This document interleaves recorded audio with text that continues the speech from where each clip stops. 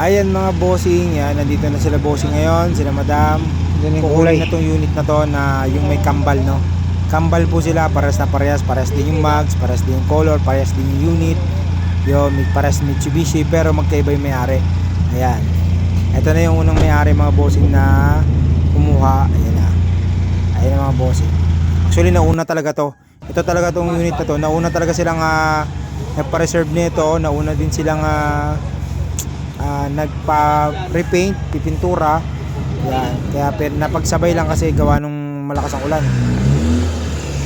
Yan, naabutan pa ng niliha. Yan mga bossing. Test drive na mga bossing. Yan, makakaangat yan dun sa pinaka angatan natin dun sa taas. Ayan mga bossing, oh. Ito yung sinasabi ko sa inyo sa taas mga bossing. Medyo basa pa yung ano niyan, maputik pa talaga.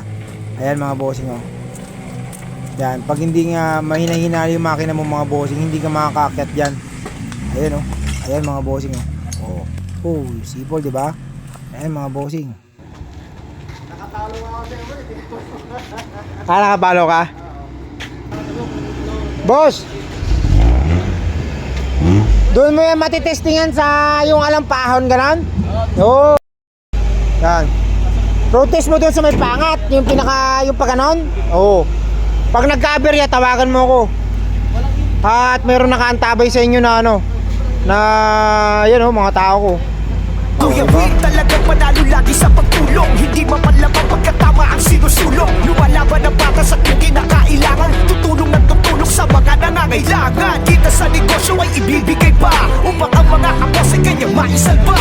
Ganyan siya kabukas palad. Kung kaya't mapalad, laging mapagkumbaba. Kung kaya't inaangat. Hindi man kumita ng malaki, ayos lang. Basta matulungan niya mga nangangailangan. Laging prioridad niya makatulong sa kapwa. At kailanman di nagkatubili at nagsawa. Walang patid kung dumiskarte.